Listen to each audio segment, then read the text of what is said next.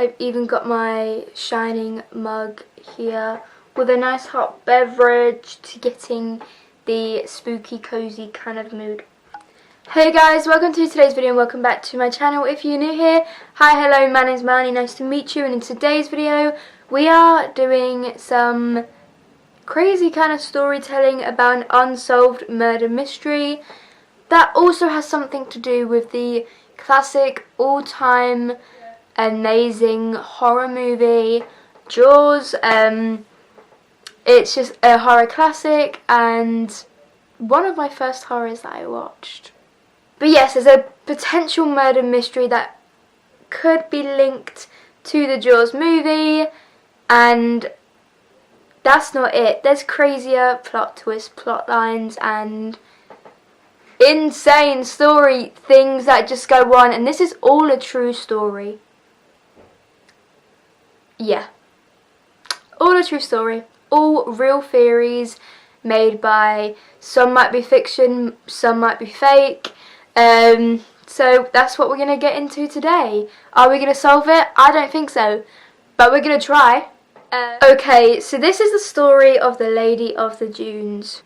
I'm reading from my phone, by the way, as I've literally it took me about an hour to write down all the facts and theories, so I cannot remember this whole thing, so I'm reading it from my phone. But so this story takes place in Cape Cod, July 26th, 1974. A 12-year-old girl named Leslie Metcalf was visiting the beach in Provincetown, Massachusetts in the afternoon with her family. I feel like when little girls are involved, it never goes well.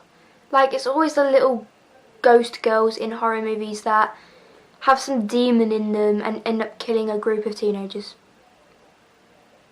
Weirdly, the family was followed by what appeared to be a local dog. When the dog took off barking, Leslie decided to run and follow with her parents now far behind. Don't do that. Don't run off from your parents. If you're under the age of, we'll say 13. If you're under the age of 13, do not leave your parents' side. Make it 15. The dog led the girl to the dunes at Race Point Beach among the scrub pines around a mile off from the ranger station. Leslie discovered a not so very nice sight. She discovered the decomposing body of a naked woman laying on one side of a beach towel with her head resting on a folded pair of jeans and a blue bandana. Now remember the details of the jeans and the blue bandana, as that is going to lead us into our next theory. By the way, if you can hear my chair squeaking, if you hear squeaking at all, it's my chair, that's what I was meant to say. The woman's head had been brutally crushed on the left side and had been almost entirely decapitated.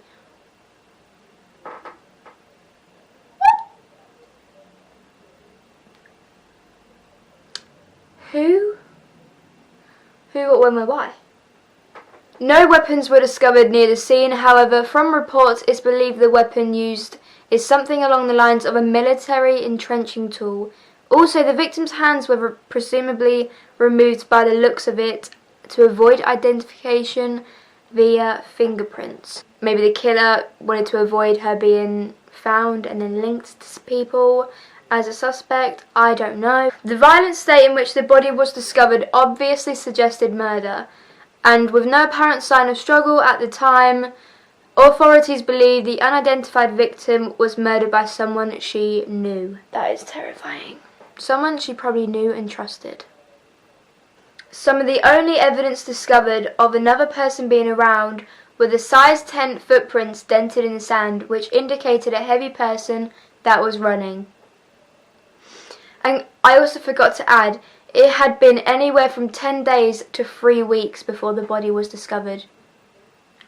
So that just shows the ranger again not doing his job for a long period of time, not just for a day or two. 10 days to 3 weeks. The size 10 footprints of a heavy man running stayed there for that long? 1, did it not rain? And 2, sand does not stay in place for that long. Have you ever tried to make a sandcastle? They are hard to do. especially in dry sand. If it was like wet, damp, then yeah. But dry sand, normally the footprints will just like, the sand will cave in and just make another layer. Like, I don't really understand that. But the woman was said to be around 5 foot and 6.5 inches tall, 145 pounds, and between 20 and 40 years old. Provincetown Police Chief Jimmy Mead spoke out and said it was likely the killer took the victim out to the dunes in a four-wheel drive vehicle to sunbathe. Which is even, it would explain why she was, you know, kind of naked. And maybe the location that they were in. But still, I'm pretty sure, you know, a whole vehicle, a whole, you know, commotion like that would have been seen by at least someone. I don't know. Despite using bloodhounds, studying missing person bulletins, scouring registers of local lodges, and looking into anyone who had a permit to bring their vehicle into the area, police turned up nothing. Margie Childs, a Provincetown local, noted that in 2019, the fact that no one could identify the Lady of the Dunes in such a tight-knit community was very, very strange and unusual.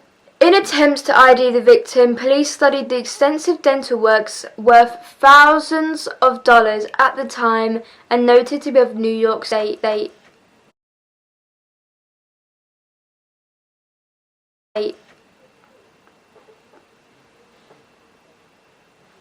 What the hell was that?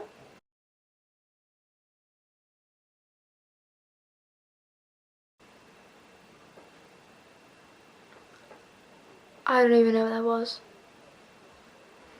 Nothing's falling off the wall, so I don't know. I'll have to watch this footage back and see what that was.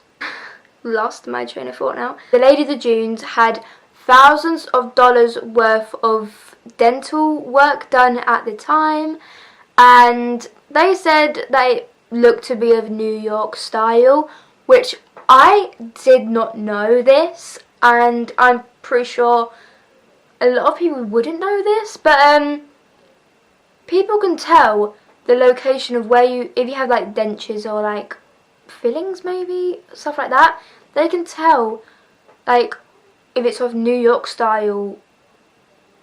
Like, where else would it be? Like, huh?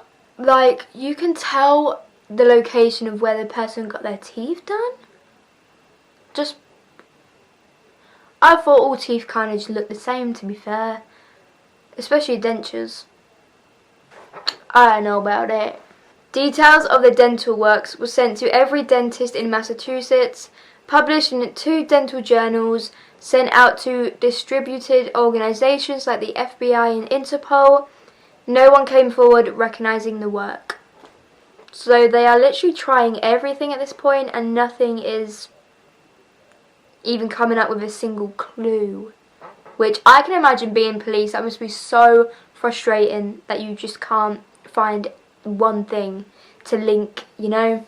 The body was exhumed in 1980 so blood samples could be taken and an approximation of the victim's face could be moulded from the skull. Photos of the results of how the woman would have roughly appeared were sent out around the country in the hopes someone would recognise her. Sadly, no identification resulted. 20 years later, in the early 2000s, the body was exhumed again when a bone fragment was taken to test a potential lead, but again, nothing. In 2013, the body was exhumed for the 3rd time to obtain even more DNA. Still nothing produced a positive identity. How frustrating would that be? Like, surely someone, even if the woman had no family, no friends, surely someone from the public would have been like, oh, I recognise her, I used to serve her here. Or she used to buy coffee from here, you know? She used to get her groceries here. How has no one just...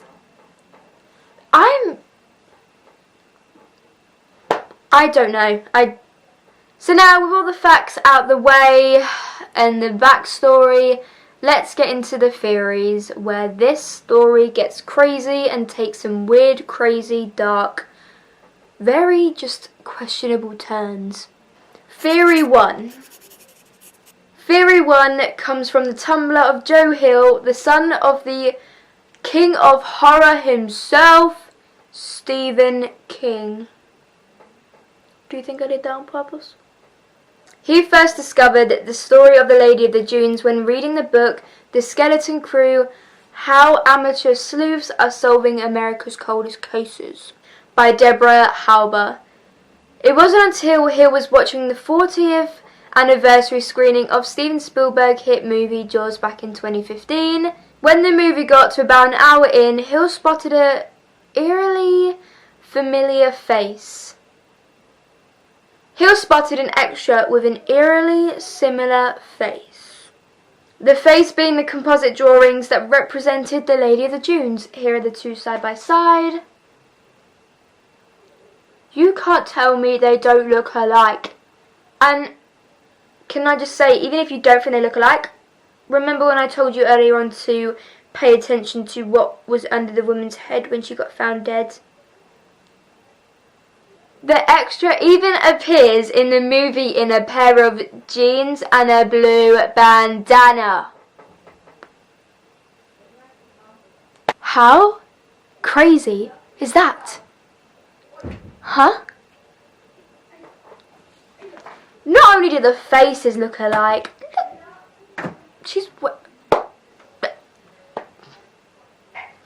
so while at first this could just be a whole crazy coincidence, I mean, to me, that's too... It's not a coincidence, however, that the movie Jaws was in fact filmed in the Cape Cod area, the exact beach where the woman was found dead, during the summer of 1974, the exact year the woman was found dead. Meaning the scene in which the extra appeared may have been filmed at the Cape Cod area within days or weeks before her death and location very close to where the body was found. To me, that's solved. Like, look at the two. It was filmed at the exact beach where the woman was found dead. That scene was filmed the exact place the woman was found dead. The exact summer of 1974, this was filmed when this woman was found dead. She is wearing what was found under the woman's head when she was found dead. What more do you need? An Entertainment Weekly reporter contacted Universal about the identity of the extra, but they cannot locate a record, and the casting director had sadly already passed away. Hill said he admits his theory could be a load of bogus and says, quote, "If nothing else, it's a pretty good little ghost story." Mate, I think you've just hit the nail on the head. Like, come on. That is crazy it's too crazy to be a coincidence in my eyes. Like, I think that should have been looked into further. And what's the chance it was Stephen King, the King of Horror? It was the King of Horror's son who saw it 25 years later and made that theory. From one horror king to another. Theory 2 is about Whitey Bulger. If you haven't heard about Whitey Bulger, I will be doing a video soon to come about his crazy cases, and let me tell, he's a wild one. Whitey Bulger, many knew as the infamous Boston mob leader who was beaten to death in prison while serving 2 life sentences for 11 convicted murders. He was also widely thought to be responsible for many, many more, and if you hear the stories, then you'll know why. In 2015, a woman named Sandra Lee, who suggested her family was close with Bulger at the time of the murder and even called him Uncle Jimmy, told a reporter that the Lady of the Dunes bore a striking resemblance to one of Whitey's alleged murders. In particular, Lee believes the method of disposal and attempts to avoid identifications of the body are strikingly similar to the murder of Debbie Davis, who was another alleged victim of Whitey's. Now, before I move on, I just want to say, this woman, Sandra Lee, can I just say, one, if no one came forward to recognise this victim, the Lady of the Dunes, how the hell do you recognise her? Like, I'm sorry, but even if he was your Uncle Jimmy, whatever, you know, one, she was 9 years old at the time of the Lady of the Dunes murder. Whitey Bulger, 20s to 30s, is his age. Why is he showing you the people he's murdered, for one? Two, why is he describing to you the way he did it? And three, you saying that you knew him and your family was involved with him kind of makes you look sus. Am I wrong? However, in Davis's case, the victim's teeth were removed, presumably in an attempt to avoid identification. Davis was strangled to death and the Lady of the Dunes showed signs of strangulation. Davis' hands, however, were not removed and the Lady of the Dunes' teeth were left in place. Bulger has never been officially associated with the case. Lee also claims to remember seeing Whitey in Provincetown at the time of the Lady of the Dunes murder. Again, this is the fourth. If you're that close to him, why are you outing him? Something even crazier. To think it gets crazier. Lee also claimed that when she was 9 years old, she discovered the unidentified body on the morning of July 26, 1974, hours before Leslie Metcalf, but did not alert anyone, including authorities. Sandra. At 9 years old. What world would a 9-year-old walk up to a dead body and not be like, oh my god, and go run and tell your parents? You didn't tell authorities, and you didn't even tell your parents? Because I can imagine your parents were with you at the age of 9.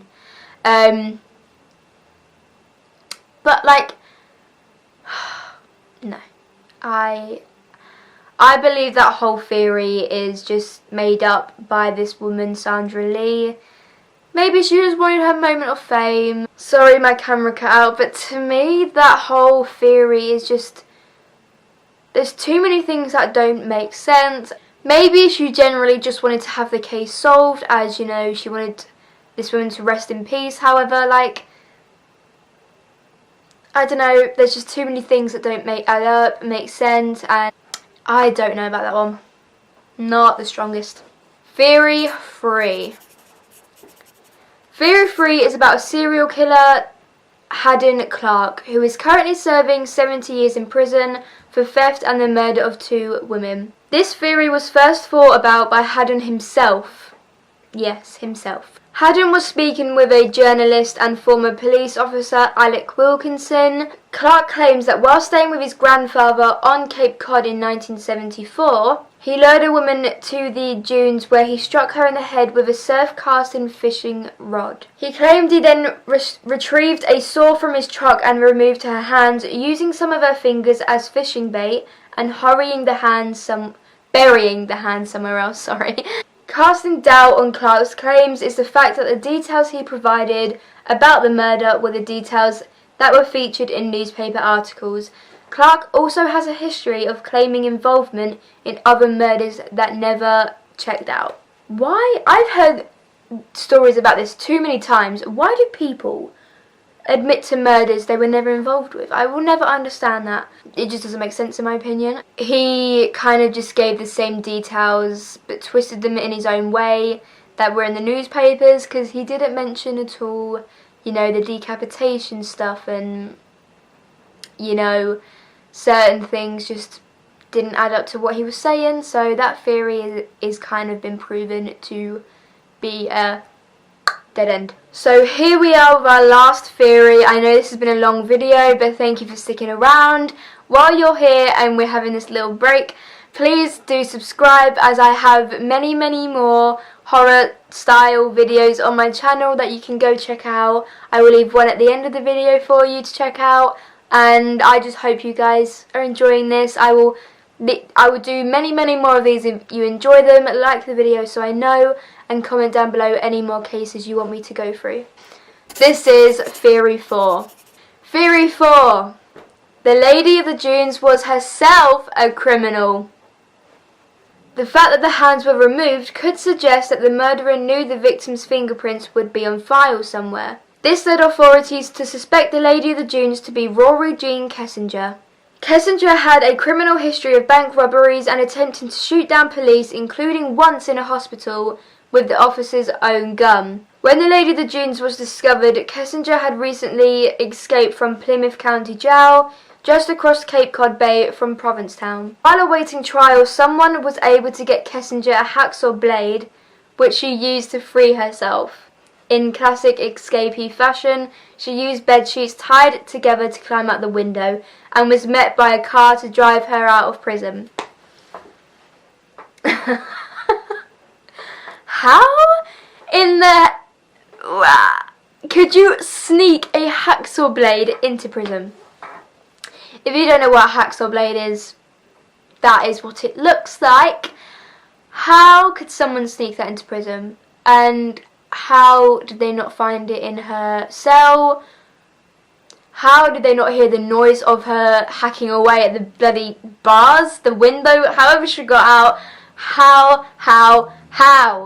But the bed sheets is just a classic escapee thing from a movie that we've seen happen a lot of times. It's said that the sculpture and mould made from the Lady of the Dunes estimation in 1980 had a striking resemblance to Kessinger.